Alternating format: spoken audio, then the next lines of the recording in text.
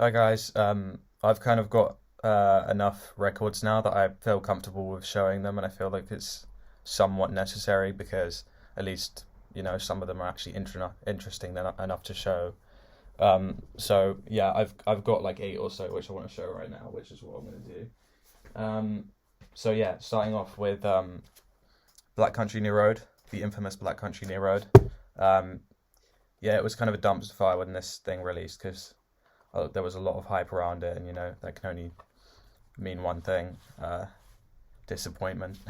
But yeah, it's definitely one of the best things that's released this year so far, only because there's not much competition, to be honest. So far anyway.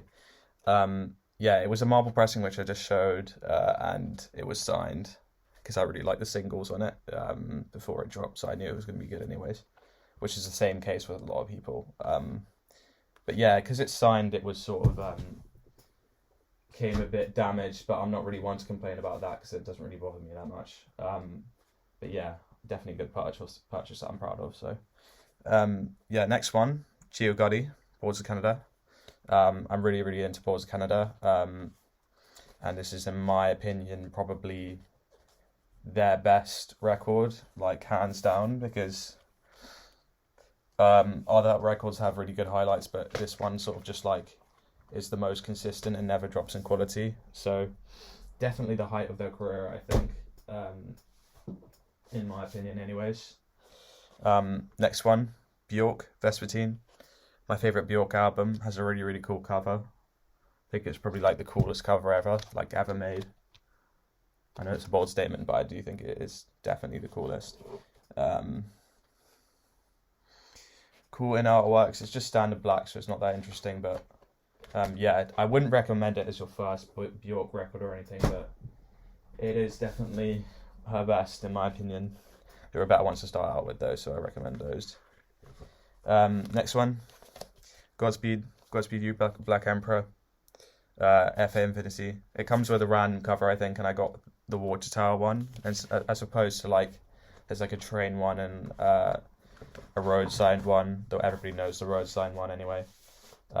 It comes with some cool inners as well, like there's like a letter or something, and it comes with like a penny and stuff, just like standard Godspeed You Black Emperor bullshit that they think is really deep.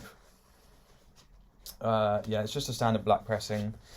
I was pretty disappointed when I first spun it because it doesn't actually include the third track which they added, which I later on found out that they added a few years later on the CD version. And it has probably my favorite movement, one of my favorite like top 5 Godspeed movements ever. And it was just kind of doesn't really do it a favor by not being on the album in my opinion. But still definitely worth. Even if I knew that before, I still would have picked this up because it's definitely like one of the best. It's like Godspeed at their best, except it's not actually the best Godspeed record because this one is the best Godspeed record. A lot of people do prefer F sharp, probably because it's a lot less, like a lot more ambient, and it kind of has a different feel to it. But I think generally I like the sound of this record as much as I like the sound of F sharp, A sharp, Infinity. But I also think it does everything better because it's almost like completely consistent over the 4 tracks, whereas like there's some lulls in FA Infinity.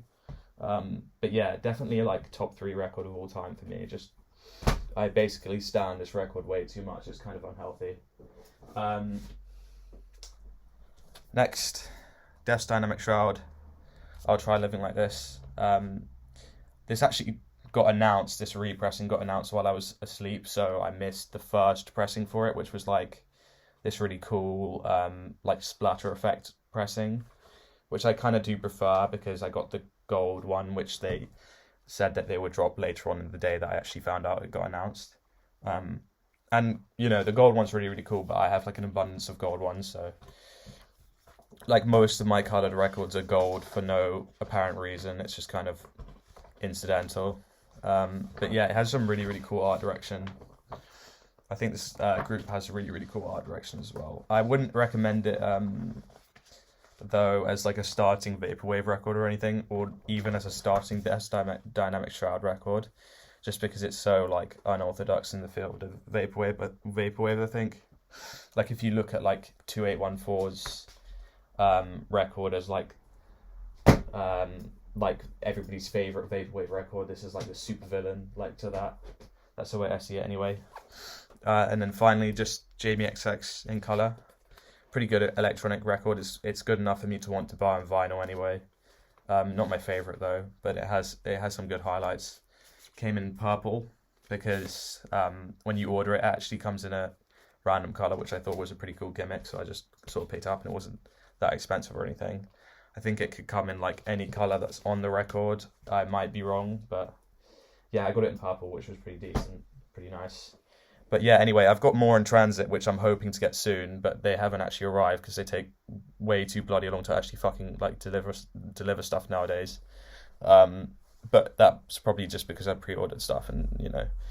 But anyway, as soon as those are out of transit, I'm probably gonna maybe upload another video and update that and show off those ones, because I've got some cool ones that are definitely better than the ones I have here. But even these are just a selection of the stuff that I like the most.